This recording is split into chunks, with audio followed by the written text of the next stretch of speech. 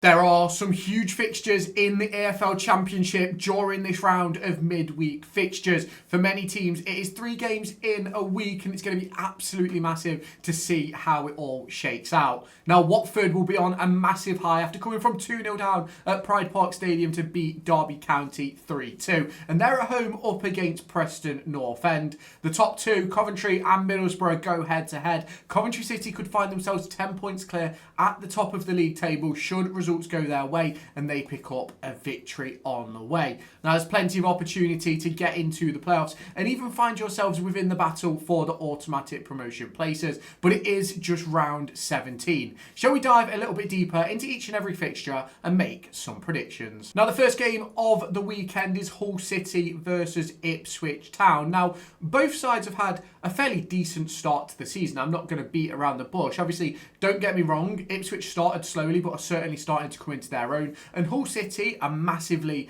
overperforming the expectations that many had of them heading into this season. Now, if we look at the top goal scorers, it's Geldhart for Hull City with 8 goals and 2 assists in 16 games. For Ipswich Town, it is Clark, who has 6 goals in 15 appearances. Now, let's take a look at a couple of the insights provided to us by FootMob heading into this game. So, Hull City have scored 9 goals in their last 5, averaging 1.8 goals per match. Now, Ryan Giles is ranked number 1 in terms of big chances created in the competition with 10. Now, Ipswich Town have scored 10 in their last 5. They've been awarded the most penalties this season with 4 penalties, and they haven't lost in 5 matches. Now, recent form is looking a little bit shaky. Hull City with 2 defeats in their last 3, but also 2 wins in their last 5. Ipswich Town have 3 wins in 5 with 2 draws up against Watford and Ipswich for them to deal with. But who is going to come out on top in this one?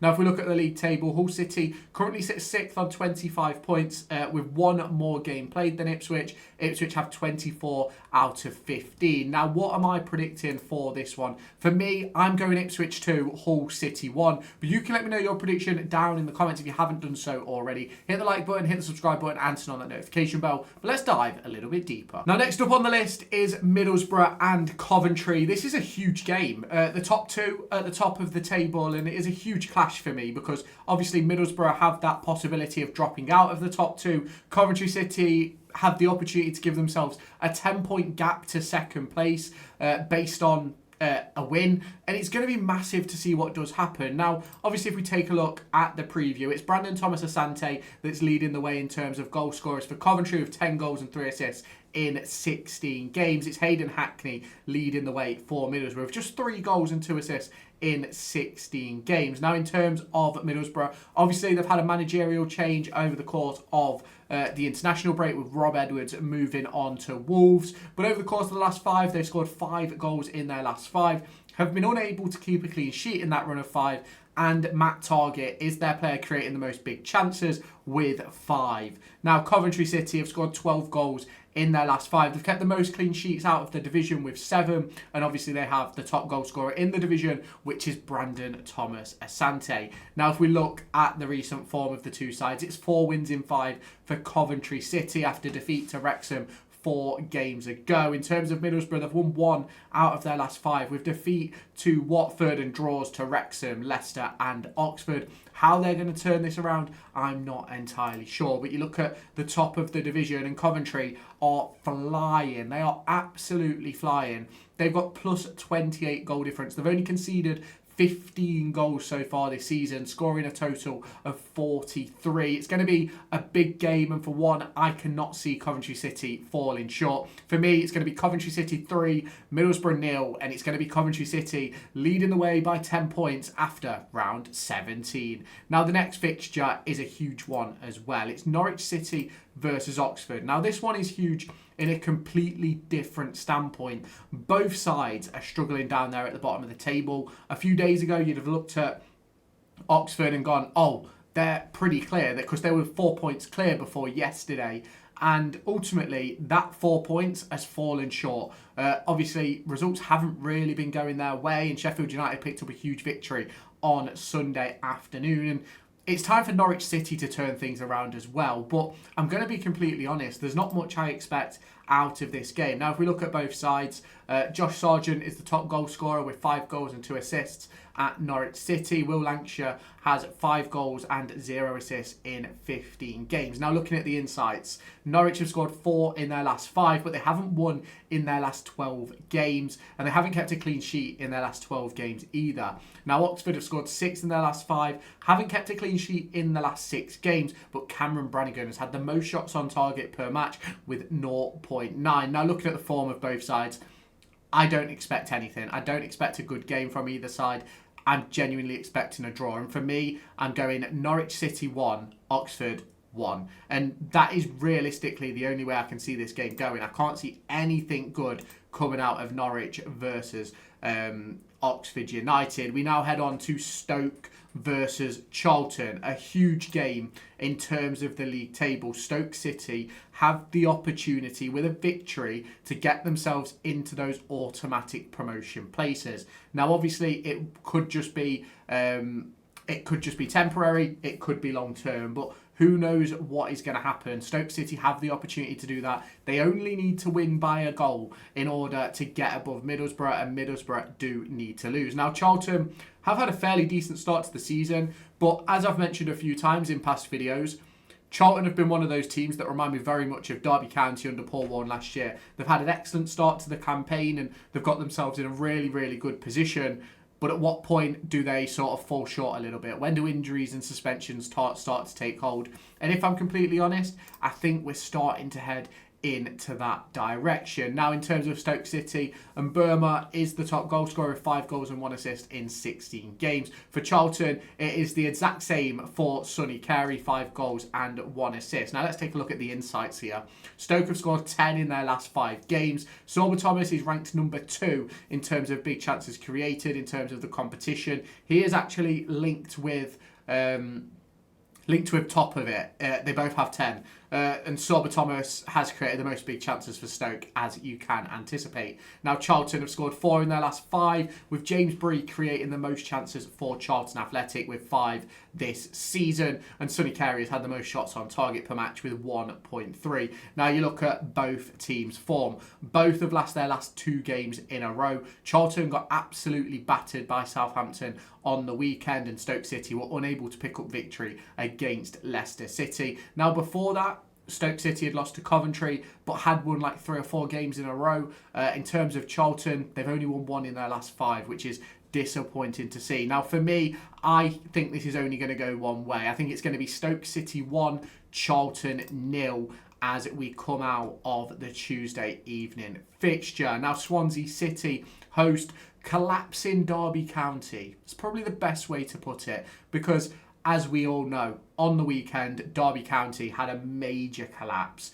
They were 2-0 up against Watford and ended up losing 3-2 in what was a very shocking turn of events. Let's not beat around the bush. Now, let's look at the top goal scorers. Now, Vipertnik, correct me down in the comments if I've said that wrong, has scored 6 goals and 1 assist in 14 games. He's the top goal scorer at Swansea. Carlton Morris is the top goal scorer at Derby County, but he is expected to miss out on this one. We're waiting for an update from John Eustace, but as of time of recording, we haven't had one, unfortunately. Now, Swansea City in their last 5 games have scored 4 goals, but they haven't lost to Derby in their last 5 meetings. Now, they haven't won a match in their last 5 attempts either, but we're going to have to wait and see. Now, in terms of Derby County, scored 10 goals in their last 5, but have conceded the most penalties this season, with another one on Saturday leading to their collapse. Now, Jakub Vidal-Zetterstrom is ranked 2nd in terms of saves per match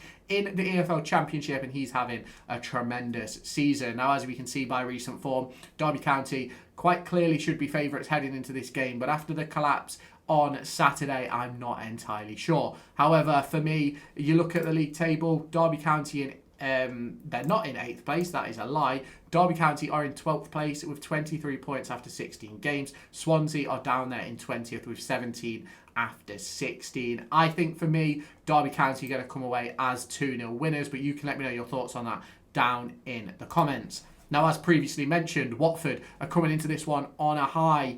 It was a 3-2 victory against Derby County on Saturday, and a huge performance by Watford. And I genuinely, with all due respect, I don't think Watford were that good. You can probably tell by some of the things behind me. I am a Derby County fan, a huge Derby County fan. And I don't think Watford were that great, but it's one of those where they took their opportunities, we gave them away back into the game, and that's something that Preston have got to make sure they don't do heading to Vicarage Road tomorrow night. Now, if we do look at the league table, Preston sit 5th, Watford sit in 11th. Two-goal swing would put Watford ahead of Preston in the league should they win 2-0. But in terms of this game, what are we to expect? Now, Watford have scored 9 in their last 5. They're ranked 3 in terms of league position at home. And Vota has the most shots on target for Watford so far per game. Now, Preston have scored 9 in their last 5, and they've won their previous 2 games up against Watford. Now, Ben Whiteman has created the most big chances for Preston, but here is the recent form. Both teams sort of copying each other, really. It's 3 wins, 1 draw and 1 defeat for Preston. It's 2 wins, 2 draws and 1 defeat for Watford. Who's going to come out on this one? I've got Watford coming away with the victory. I think Watford are going to win this one 2-0. Now, we head on to the final game of Tuesday night, which is Southampton versus Leicester. And Southampton have had a huge turnaround since the sacking of Will Still. And I think Adam Armstrong has to take a huge amount of credit. It's 6 goals and 3 assists this season so far. And Fatuo from Leicester has 3 goals and 4 assists. Now let's take a look at the fixtures. Southampton have scored 11 in their last 5, including 8 in their last 2 games, but they haven't kept a clean sheet in the last 6 matches, and that gives Leicester the opportunity. Like Leo Scienza has created the most big chances for Southampton with 5. Now, Leicester have scored 5 goals in their last 5 games, but haven't kept a clean sheet in the last 10. But they have won their previous 4 meetings with Southampton, and here is the recent form. 3 wins in a row for Southampton. It's 2 wins in a row for Leicester. Who's going to come out on this one? I've got Southampton winning 2-1 heading into this game. If we look at the league table, Leicester are just 3 points ahead. A 2-1 victory would put them level on points, and I think level on goal difference as well, which would probably see Southampton jump ahead of Leicester City. But you can let me know your thoughts on that down in the comments. We now head on to Wednesday evening, where Blackburn Rovers host QPR in what is going to be a massive fixture. Now, Todd Cantwell is leading the way in terms of goal scorers for Blackburn with 4 goals and 1 assist. However, he's missed the last few weeks through injury. Roman Burrell has had an impressive step up to the Championship after signing from Burton Albion back in the summer. 6 goals and 1 assist for him in 16 games. He finds himself in a brilliant position. Now, Blackburn have scored 8 in their last 5, but they have not drawn any of their last 16 matches with QPR, and we're going to hope for that to continue this week. QPR have scored 5 in their last 5, and Elias Chair has been the most dangerous man with 1.4 shots on target per game. Jimmy Dunn has created the most big chances with 3. Now we look at the recent form. QPR probably looking the most likely to fall to defeat in this one, but a 3-2 victory over Hull City shows you that anything is possible in this division. But Blackburn Rovers beat Preston 2-1, and it's going to be a massive, massive game. Now in the league table, QPR sit on 22, Blackburn sit on 19. It's going to be massively important to see how this one shakes out. For me though, I've got Blackburn winning 1-0 against QPR. Now on to Millwall and Sheffield Wednesday. Now Sheffield Wednesday were very poor in defeat to Sheffield United. Obviously ended up falling to a 3-0 defeat, and they're going to be hoping that they can turn things around, but obviously during an administration period that is never going to be easy. Now they face up against Millwall with Femi Aziz leading the way with 4 goals and 1 assist in 8 games. Barry Bannon has 3 goals and 2 assists in 16. Now across the course of the last 5 games, Millwall have 5 goals with Femi Aziz having the most shots on target per match with 1.1. He's also created the most big chances for Millwall with 4. Now Sheffield Wednesday have only scored 3 in their last 5. They haven't won in their last 10 attempts, and Ethan Horvath is rated number 1 in saves per match in the EFL Championship. Now the form is looking very, very similar between the two sides. It's 3 defeats and 2 draws for Sheffield Wednesday. It's 2 defeats, 2 draws and 1 victory for Millwall. Who's going to come out on this one? For me, I've got Millwall winning 1-0. but honestly, it is anybody's guess. Now, Sheffield United will be hoping for a turnaround in the books with victory on Sunday up against their local rivals Sheffield Wednesday, and they head into a game with Pompey where they're going to be hoping that they can continue that return of 3 goals and a clean sheet. Now, over the course of the 16 matches so far this season, Tyrese Campbell's leading the way with goals, with 5 goals and 2 assists. 2 of those goals coming at the weekend. Segic is the leader for Pompey with 3 goals, no assists in 12 games. Now let's look at the insights. 7 goals in their last 5 for Sheffield United, 3 of them coming on Sunday afternoon. Callum O'Hara's created the most big chances with 4, and Thomas Cannon has had the most shots on target per match with 0.9. Now, Pompey have scored 5 in their last 5, with 3 of them as well coming on Saturday afternoon. Josh Murphy has created the most big chances with 5, with Bianchi having the most shots on target per match with just 1. But who's going to come out on top in this one? For me, I've got Sheffield United taking the victory for me. I know Pompey had a good result on the weekend as well as Sheffield United, but for me, I can't see past Sheffield United picking up another win. I'm going 2-1 Sheffield United. Now, we're on to the final 2 games of this midweek set of fixtures, with Wrexham facing up against Bristol City. Scotty Twine leads the way for Bristol City with 6 goals and 2 assists in 16 games. Kiefer Moore has 7 goals and 1 assist to his name. He is the leader for Wrexham. Now, in terms of the insights, it's 5 goals in 5 games for Wrexham. Sam Smith has had the most shots on target with 2.2 per game, and Lewis O'Brien has created the most big chances for Wrexham with a total number of 7. Now, Bristol City have scored 6 in their last 5 with a 3-0 victory over Swansea City coming this weekend, but Anis Maheti is ranked number 3 in big chances created in terms of the competition, just 1 behind those leaders. Vitek is ranked number 2 in saves per match with 3.4 per game.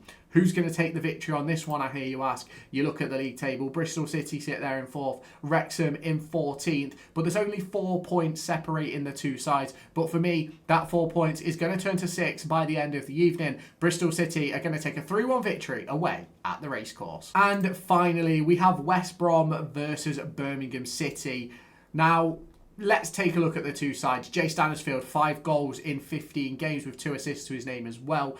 Price has 5 goals and 2 assists in that amount of games as well. West Brom have scored 4 in their last 5, but West Brom and Birmingham haven't drawn any of their last 8 meetings. So would I be expecting a draw? We'll find out in just a moment. Now, Isaac Price has the most shots on target per match with West Bromwich Albion at 1.1. And if we look at Birmingham City, they've been on an incredible scoring run, but defeats have crept in. 13 goals in their last 5 games.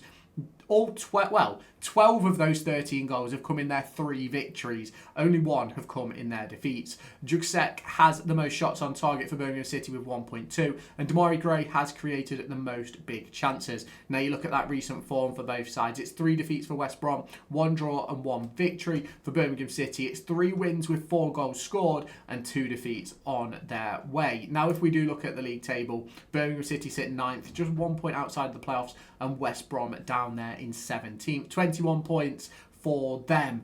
But what is going to happen in this one? For me, I'm going West Brom 2, Birmingham City 2. There's not been a draw in 8 games. That is where it all changes. Now, obviously, let me know your thoughts and predictions down in the comments. If you have not done so already, make sure you hit that like button, hit that subscribe button, and turn on that notification bell. And I'll catch you in the next one. Bye-bye, guys.